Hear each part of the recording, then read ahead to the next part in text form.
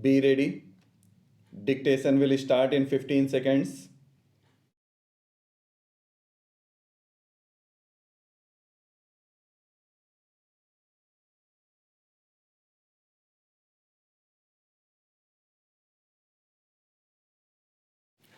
Since we met 14 months ago, I have had the opportunity of visiting most of the states and the union territories. Early last month, I made an extensive tour of the far flung northeastern region. During the tours, I met a large number of people from all walks of life and also came into close contact with several units of our valiant defense forces serving in inhospitable border areas at great personal sacrifice and hardship. These extensive tours over the length and breadth of the country have convinced me that our constitutional structure and the pillars that support it are perfectly sound. We can hopefully look forward to a bright and prosperous future provided we are able to maintain the unity and solidarity of the nation. For the first time in our history, the federal structure envisaged in our constitution has really come into its own. Ever since independence, one dominant party had provided the stability needed for our political system, and this was so till very recently. That party has now lost its unique position, and a number of other parties with different ideologies and programs have come up and have been able to get varying degree of support in different parts of the country. In some of the states, regional parties are in power. The overall political picture is thus extremely complex. It is a matter of satisfaction that the relations of all state governments with the central government are cordial and correct. This is essentially the democratic way of life of mutual understanding and goodwill, of give and take, and of tolerance and capacity of work together in agreed programs for the national objectives. The role of the governor has to be correct in accordance with the Constitution. Under the Constitution, the states are in no way dependent on the Union for the exercise of their legislative and executive authority in so far as it concerns the sphere assigned to the states and does not impinge on the sphere of authority of the Union. The center and the states are joint partners in national development. In defining the role of the governors, the founding fathers of our constitution clearly had foreseen the possibility of different parties being in power in the states and at the center. The Constituent Assembly did consider the question whether there should be provision for an instrument of instructions to be issued to them. Sir, we have had the most stimulating and forthright debate in this House after I presented the Finance Bill.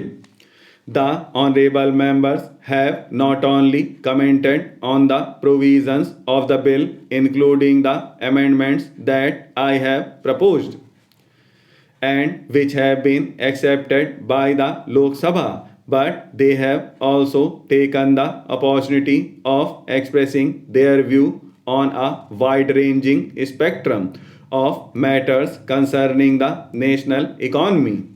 I heartily welcome a discussion of this sort.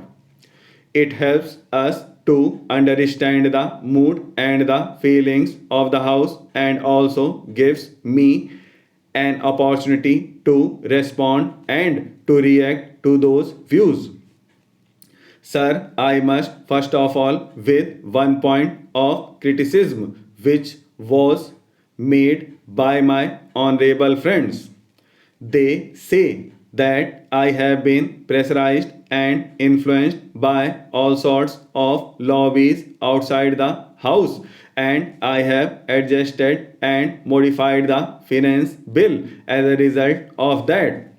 Sir, I have great respect for this house and for Parliament, and indeed it is my duty to take into consideration whatever is said here.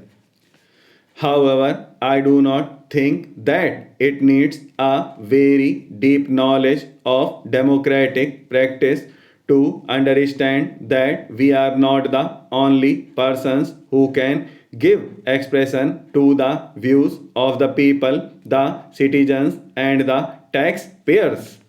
This might have the philosophy of the previous government, which without hesitation suppressed popular expression and became a law unto itself. The present government's approach is different.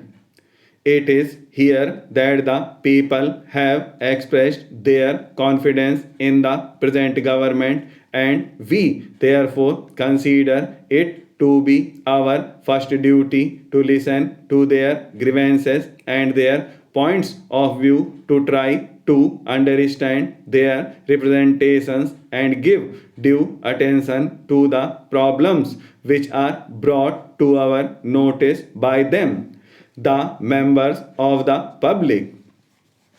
It was against this background that I had listened with great care and attention not only to the suggestions made in both the houses but also to the representations made by a very large number of citizens, associations, and responsible individuals, and I am not apologetic about what I have done. As stated by me in the Lok Sabha, I would like to say that it is the intention of this government to be fully responsive to public feeling. Sir, my friend has launched an emotional attitude against the actions of the present government. Sir, I have no intention of taking the lack of time in other things. Any person who has been associated with the administration of this country, as my friend has himself been, will certainly understand the complexities of our national problems. Irrigation and power from the basis of the agricultural and industrial development of our country. After the droughts of the previous 2 years, no one in India needs any reminder about the vital importance of irrigation. There is also no doubt that electricity will always be a basic element in any formula for progress. The drought has also proved that electricity is an input for agriculture. I am glad to be here because, as engineers, scientists, and technologists, you represent the future. As citizens and administrators, we look to you to uncover our natural resources and suggest how best these might be exploited in the national interest. Technology is moving ahead in every direction, and day by day, new opportunities are opening up before all of us. What we need is the availability of large quantities of power at very low prices, which would influence changes in technology and stimulate the development of a new technology.